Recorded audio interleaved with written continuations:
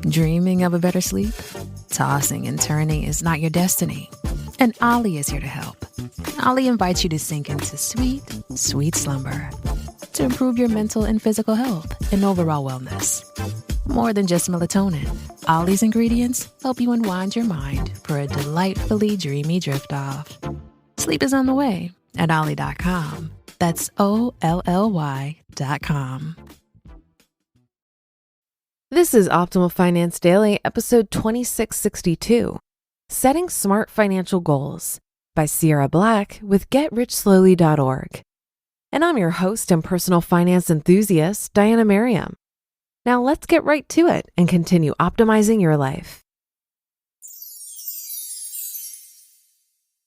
Setting Smart Financial Goals by Sierra Black with GetRichSlowly.org. Goals are critical to financial success. We've written about them a lot here at Get Rich Slowly. In fact, one of JD's core tenets for getting rich slowly is the road to wealth is paved with goals. Not all goals are created equal, however.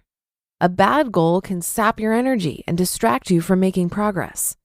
A good goal, on the other hand, can provide the clarity and motivation you need to attain your dreams.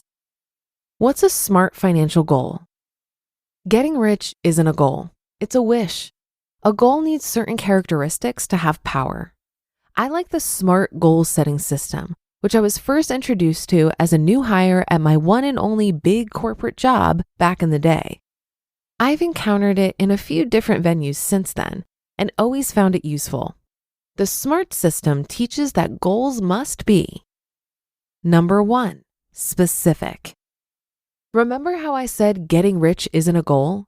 For a goal to work, it needs to be specific. Don't just aim to save for retirement. Do your homework and figure out how much you need to save to have the income you'll want when you retire. Now you have a number, and that number can be the basis of your goal. Number 2, measurable. Once you have a specific goal, you need to know how well you're doing at achieving that goal. I can look at my retirement accounts and see exactly how much progress I've made towards my specific savings target. The same is true with other goals, like saving for a vacation or buying a house. The more specific you can be in your goal, the easier it will be to measure your progress. Number 3, attainable. I'd love to write and publish a book.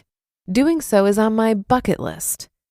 I can easily fantasize what it will be like to hold my own finished book in my hands and display it proudly on my bookshelf. Even better if it hits the bestseller list. I'll go on Oprah. I'll get a 6-book deal. I'll be the next J.K. Rowling. That's not a goal, it's a daydream. My writing goals are more concrete and attainable.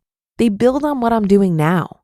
Each time I attain a goal, like selling a story to a particular magazine or being able to quit my day job and write full time, I get closer to being able to write that book. When the time comes, I'll get real specific about what book I want to write and what steps I'm taking to do it. Then it will be a goal. Number 4, realistic. Notice that I've talked here about my savings goals and my professional goals. Goals need to be realistic and related to your real life. I'd love to walk on the moon someday, but doing so isn't a goal of mine. It's totally unrealistic. If you want to make radical changes to your life, that's fine. Goals can help you do that, but they need to start with small, specific, attainable steps. And number 5, timely. A goal needs a time frame. Without it, you can't really measure your progress. When you make a goal, give yourself a concrete time frame you want to accomplish it in. Saying, I want to save $5,000 for a trip to Argentina over the next 18 months is a much more attainable goal than saying, I want to save for a family vacation. I know exactly how much I need to save and how much time I need to do it in. Figuring out how much to save each week becomes a simple math problem, and I can easily check my progress as I go along. Why do I need goals? Goals are incredibly powerful tools. JD wrote the other day about all the creative and flexible ways he uses the data he collects from tracking his spending. I kind of feel the same way about goals. They're useful for a diverse array of things, from getting clarity on what you want to staying motivated for the long haul. The process of goal setting is a great opportunity to learn more about what you value. You get to see your dreams and aspirations take shape as clear, specific intentions with concrete, achievable steps to get to them. It helps you focus on what really matters to you, sorting your genuine aspirations out from your daydreams. Once you've set the goal, figuring out how to progress towards it and achieve that progress is another learning opportunity. It's a chance to learn more about how your goal can be achieved and make some choices about how you'll get there. Let's say you want to save for retirement. Once you know how much money you want to save and how many years you have to save it, you'll want to lay out a plan to do so. This is your chance to learn about your company's retirement plan options, investigate IRAs, and study the stock market. Goals act like a map. Once you have your goal in place and you know how you want to get there, you can check your actions against it. Whenever you go over your monthly spending, for example, you can check your progress on your goal. When you're in a shop considering a purchase, you can ask yourself if it furthers your goal. Your goals can guide you to financially sound choices. Finally, goals help me stay motivated. Save 10% of my income might be a good idea, but it's not a very sexy goal. It's easy to stray from that principle in the face of tempting travel plans and summer camp tuition for the kids. Save $5,000 for Argentina, on the other hand, is a compelling goal. I can use pictures of the locations we want to visit to help keep me energized about it and watch the savings in my travel account slowly creep towards that goal. You just listened to the post titled Setting Smart Financial Goals by Sierra Black with GetRichSlowly.org, and I'll be right back with my commentary. If you've been using Mint to manage your finances, I've got some bad news. Mint is shutting down. But now for the good news. There's a better alternative. Our sponsor, Monarch Money. Mint users are turning to Monarch Money and loving it. Maybe you're saving for a down payment, or a wedding, a dream vacation, your kids' college. I found that Monarch makes it so easy to help you reach your financial goals, whatever they are. I definitely wouldn't be able to allocate my finances or plan as clearly without help from Monarch. In fact, Monarch is the top-rated all-in-one personal finance app. It gives you a comprehensive view of all of your accounts, investments, transactions, and more. Create custom budgets, set goals, and collaborate with your partner. And now get an extended 30-day free trial when you go to monarchmoney.com/OFD. After trying out Monarch for myself, I understand why it's the top-rated personal finance app. And right now, get an extended 30-day free trial when you go to monarchmoney.com/OFD. That's monarchmoney.com/OFD for your extended 30-day free trial. Shipping can make or break a sale, so optimize how you ship your orders with ShipStation. They make it easy to automate and manage orders no matter how big your business grows. And they might even be able to help reduce shipping and warehouse costs.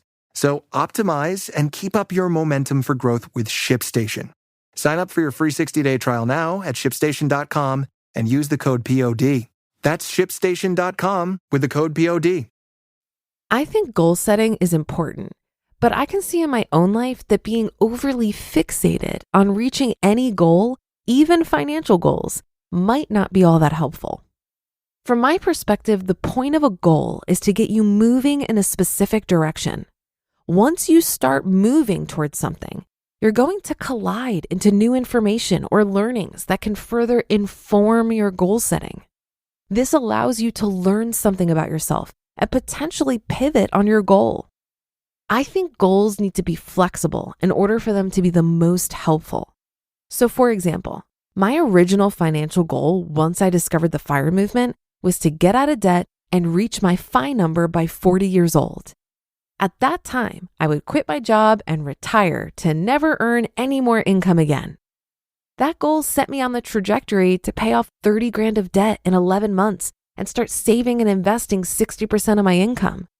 It led me to want to create the Economy Conference and take on my first side hustle, which was narrating this podcast. But on the path to reach F.I by 40, I collided with new information. My W-2 job became toxic, and I realized that I didn't need to wait to reach F.I in order to retire from my corporate career. I learned about Coast.Fi and Slow.Fi and realized at 33 years old that I had enough money to take a risk.